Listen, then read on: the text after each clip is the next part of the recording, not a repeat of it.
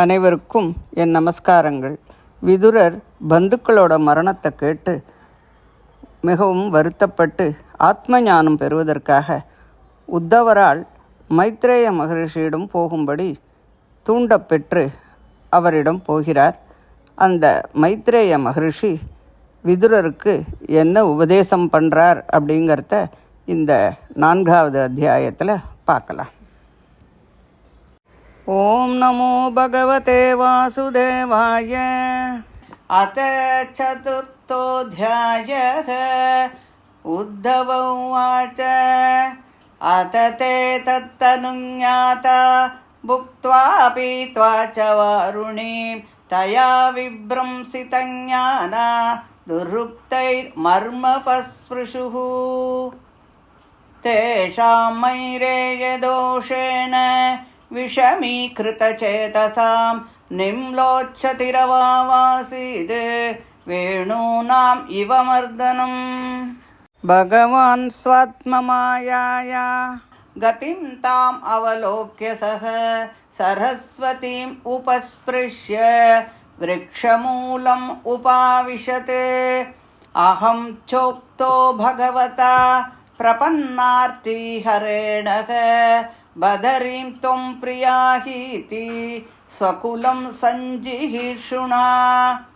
அதாபி தத்தபிப்ரேதம் ஜானன்னஹமரிந்தம பிருஷ்டதோன்வகமம் பர்த்துः பாதவிஸ்லேஷணாக்ஷமः.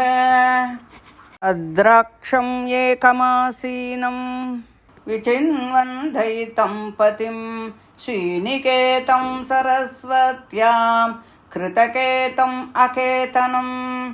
ஷ்யாமாவதாதம் விரஜம் பிரசாந்தாருணலோச்சனம் தோர்பிச்சதுர்பிர்விதிதம் பீதகௌஷாம்பரேண ச. வாமஊரௌ அதிஸ்ருத்ய தக்ஷிணாங்கிரீசரோருஹம் அபாஸ்ரித அர்பகாஸ்வத்தம் அக்ருஷம் த்யக்தபிப்பலம். தஸ்மின் மகாபாகவதோ த்வைபாயன சுக்ருத்சகா லோகான் அனுச்சரன் சித்த ஆசசாத யத்ருச்சயா.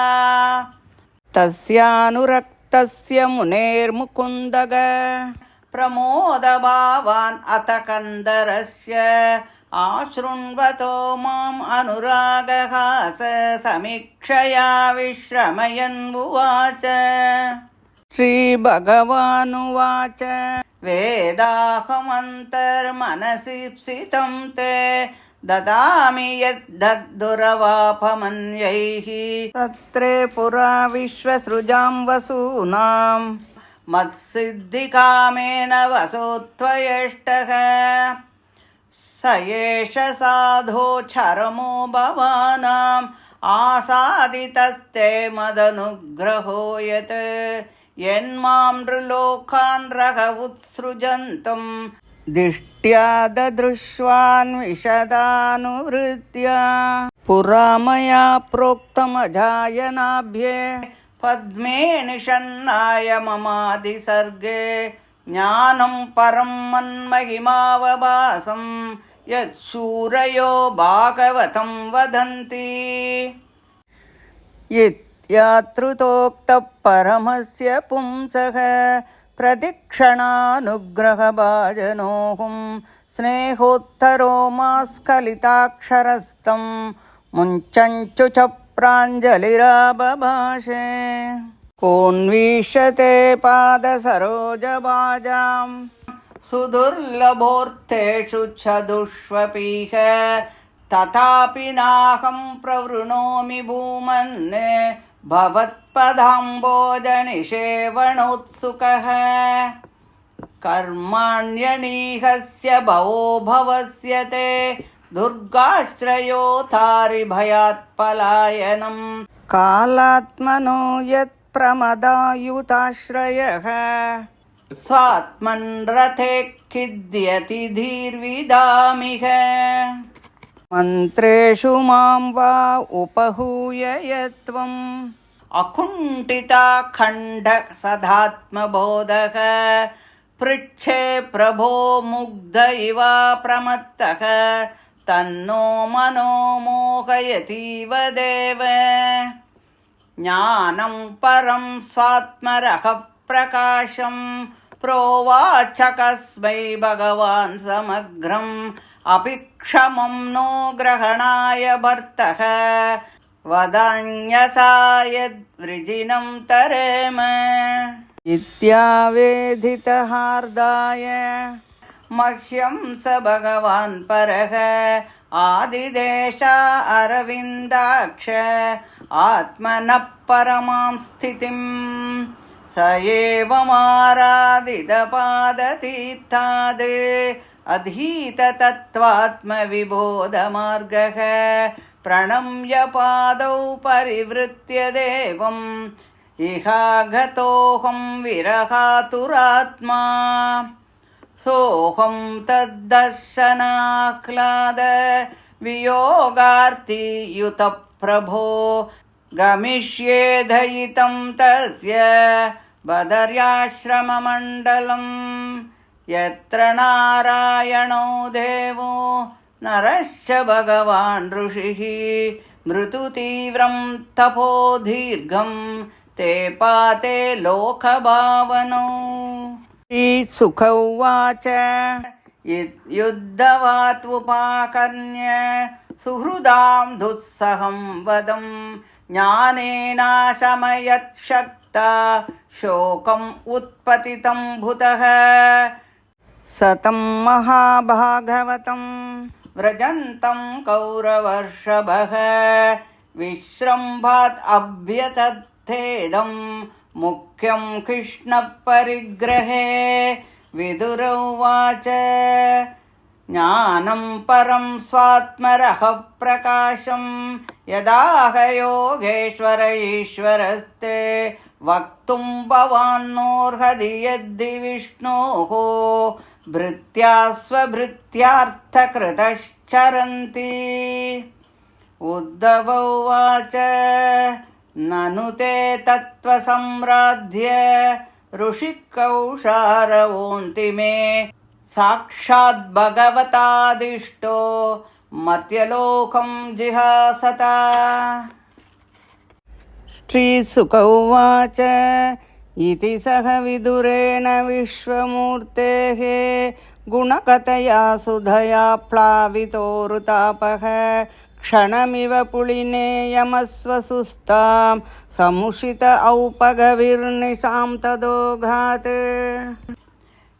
राजोवाच निधनम् उपगतेषु वृष्णिभोजेषु अतिरतयूतपयूतपेषु मुख्यः स तु कथमवशिष्ट उद्धवो यद् हरिरपि तत्यजाकृतिं त्रयधीशः श्रीसुक उवाच ब्रह्मशापापदेशेन कालेन मोघवाञ्छितः संहृत्य सकुलं नूनं त्यक्ष्यन् देहम् अचिन्तयते अस्माल्लोघात् उपरते मयि ज्ञानं मदाश्रयम् अर्हत् युद्धव एवाद्धा सम्प्रत्यात्मवतां वरः नोद्धवोऽन्वपि मन्यूनो यद्गुणैर्नार्दितः प्रभुः अथो मद्वयुनं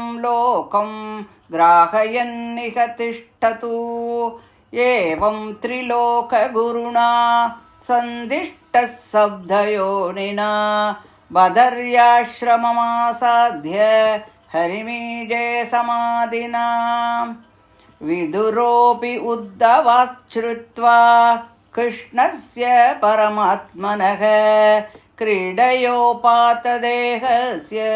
कर्माणि श्लाघितानि च देहन्यासं च तस्यैवं धीराणां धैर्यवर्धनम् अन्येषां दुष्करतरं पशूनां विक्लवात्मनाम् आत्मानं च कुरु श्रेष्ठ कृष्णेन मनसेक्षितं ध्यायन् गते भागवते रुरोध प्रेम विह्वलः कालिन्द्याखदिभिः सिद्ध अहोभिर्भरतर्षभ प्राभत्यतस्वश्चरितं यत्र मित्रासुतो मुनिः इति श्रीमद्भागवते महापुराणे पारमहंस्यां संहितायां तृतीयस्कन्धे विदुरोद्धवसंवादे चतुर्थोऽध्यायः।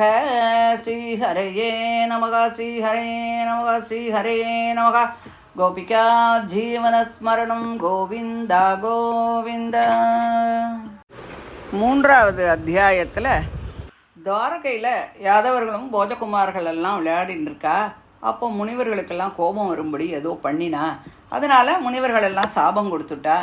அதுக்கப்புறம் கொஞ்ச நாள் கழிச்சு அவள் எல்லாரும் பிரபாச தீர்த்தத்துக்கு போனால் அங்கே தர்ப்பணங்கள்லாம் பண்ணினா, தானங்களையெல்லாம் கொடுத்தா, பல அறுசுவைகளோடு கூடிய அன்னதானத்தையும் பண்ணினா. அப்புறமா கடைசியில் அந்த பிராமணாளுக்கெல்லாம் சாஷ்டாங்கமாக நமஸ்காரம் பண்ணினா அப்படின்னு சொன்னான்னு பார்த்தோம். அதன் பிறகு அந்த பிராமணர்கள் எல்லாம் விடைபெற்று கொண்டு அவாவா இடத்துக்கு போனா. இந்த யாதவர்களும் போஜகுமாரர்களும் எல்லாரும் என்ன பண்ணா, மதுபானத்தை சாப்பிட்றா. அந்த மயக்கத்தினால என்ன பேசுகிறோன்னே தெரியாமல் கெட்ட வார்த்தைகள் எல்லாம் ஒருத்தருக்கு பேசிக்கிறா. அதனால் ஒருத்தருக்கு தாக்கிக்கிறா. மதுபானம் செய்யறதுனால புத்தி கலங்கி போய்டுறது. சூரியன் அஸ்தமிக்கிற நேரத்தில் மூங்கிலெல்லாம் ஒன்றோட ஒன்று உரசினாக்க நாசம் ஏற்படுறது இல்லையா? அதுபோல் அவர்களுக்கும் நாசம் வந்தது, கலகமும் வந்தது. அப்போது பகவான் தன்னுடைய மாயையின் காரியமாகிய அந்த கலகத்தை பார்த்துட்டு சரஸ்வதி நதிக்கரையில் ஆஜமனத்தை பண்ணிட்டு ஒரு அரச மரத்தின் கீழே உட்காந்துண்டார். உத்தவா, நீ பத்ரிகாசிரமம் போ அப்படின்னு என்கிட்ட சொன்னார். அவர் மனசில் என்ன நினைக்கிறார் அப்படிங்கிறத நான் புரிஞ்சுன்னுட்டேன். ஆனாலும் அவரை விட்டு பிரியறதுக்கு எனக்கு மனசு இல்லாமல் அவர் பின்னாலேயே நான் போனேன். பகவான் நமக்கு ஆசிரியம், அந்த பகவானுக்கு ஒரு ஆசிரியம் தேவையா? பகவான் மேகம் போல கருத்த திருமேனி உடையவர், சாந்தமாக இருக்கக்கூடியவர், அழகான கண்ணு, 4 கைகள், இடையிலே பீதாம்பரம், இடது தொடையின் மேலே வலது காலை வச்சுண்டு அந்த அஸ்வத்த மரத்தில் சாஞ்சு உட்கார்ந்துருந்தார். விஷய சுகத்தில் ஆசை என்பது இல்லாதவர், எப்போதுமே ஆனந்தத்தில் இருக்கக்கூடியவர், ஆனந்தமே நிறைந்தவர். அந்த பகவான் அந்த சரஸ்வதி நதிக்கரையில் அந்த மரத்தடியில் உட்கார்ந்துருந்தார். அப்போது அங்கே மைத்ரேயர் வந்தார். அப்போது பகவானினுடைய பக்தனான வேதவியாசரனுடைய நண்பனான மைத்ரேயரின் முன்னிலையில் என்னை பார்த்து, உத்தவா, உன் மனசில் இருக்கும் எண்ணங்கள்லாம் என்னன்னு எனக்கு தெரியுமப்பா. முன் ஜென்மத்தில் நீ பிரஜாபதிகளோடு சேர்ந்து அஷ்ட வசுக்களில் ஒருவராக சத்திர வேள்வி செய்யும்போது உன்னால் நான் பூஜிக்கப்பட்டேன். இந்த மனுஷ லோகத்தை விட்டுட்டு ரகசியமாக நான் வைகுண்டம் போகணும் அப்படின்னு நினைக்கிற இந்த சமயத்தில் என்ன நீ தரிசனம் பண்ணினதுனால உனக்கு இதுவே கடைசி ஜென்மம் அப்படின்னு சொன்னார்.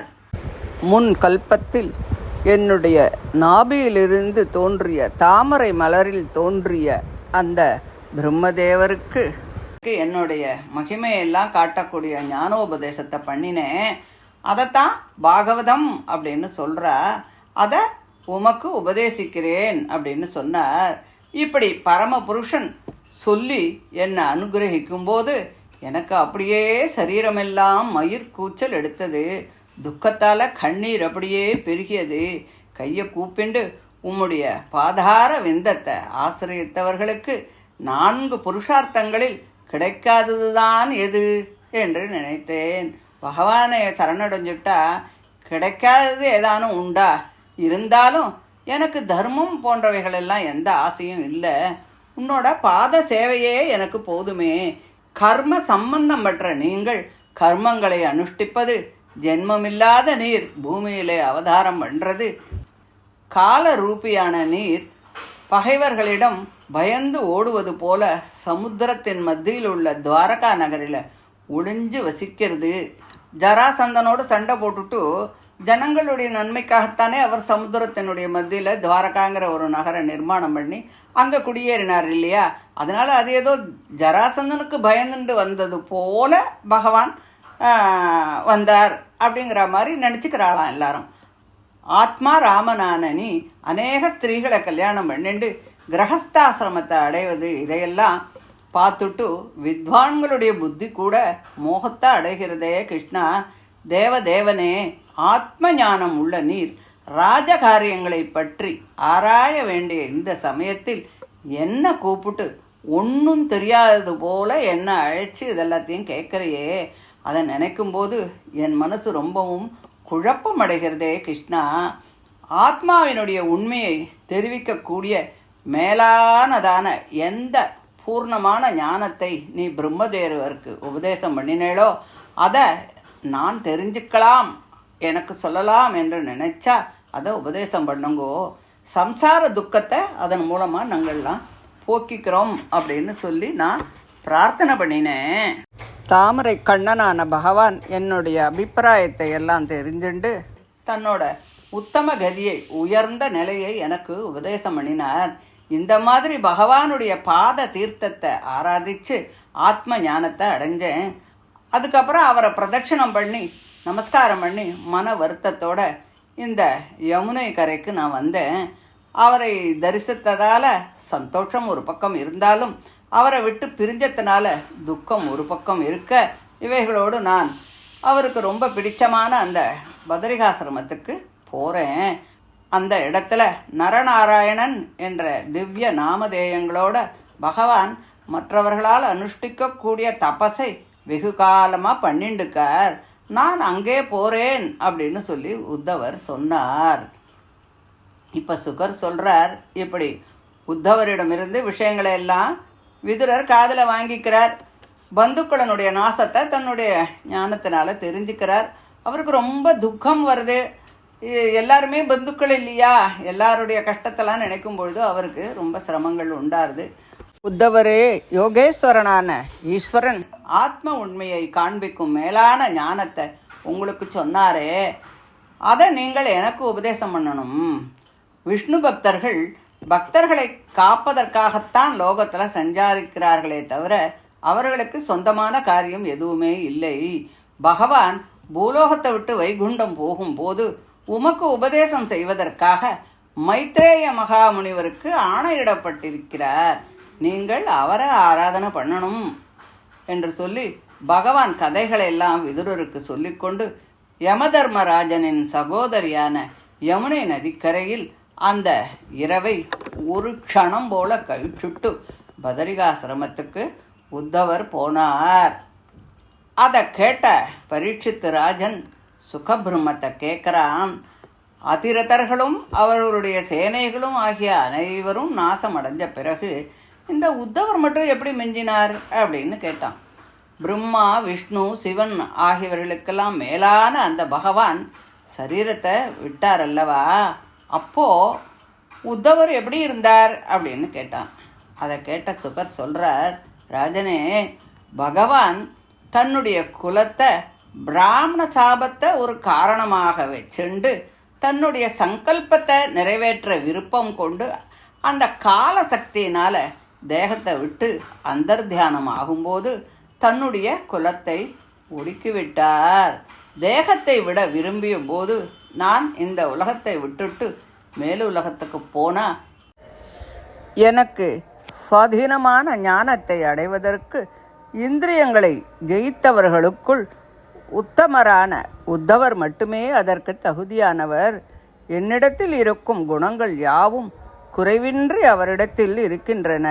அதனால் இவர் ஆத்ம ஞானத்தை ஜனங்களுக்கு உபதேசிக்கட்டும் என்று முழு உலகத்திற்கும் வேதங்களுக்கும் காரணமாகவும் இருக்கக்கூடிய அந்த பகவான் இவரை பூமியில் வசிக்கும்படி ஆக்ஞாபித்தார்.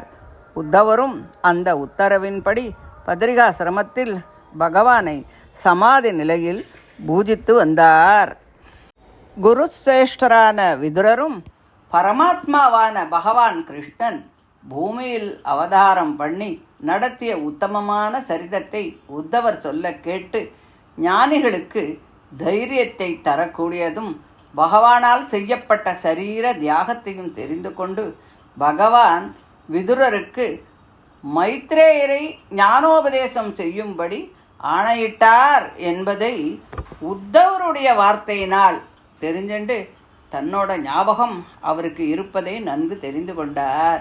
உத்தவர் பதரிகாசிரமம் சென்ற பிறகு கிருஷ்ண பகவானையே நினச்சிண்டு தியானம் பண்ணினார், அழுதார். பகவான் வைகுண்டம் போகும்போது விதுரரையும் நினச்சிக்கிறாராம். நாம் பகவானைத்தான் நினைப்போம், ஆனால் பகவான் விதுரரை நினச்சிண்டாராம். அப்படின்னா விதுரர் எப்பேற்பட்ட பக்தனாக இருக்கணும் பாருங்கோ. அதன் பிறகு பாகவதர்களுக்குள் சிறந்தவரான மைத்ரேயர் இருக்கக்கூடிய இடமான அந்த கங்கா தீரத்திற்கு போனார் அப்படின்னு சொல்லி இந்த அத்தியாயம் முடிகிறது. தொடர்ந்து அடுத்த ஆடியோவில் பார்க்கலாம். தேங்க்யூ.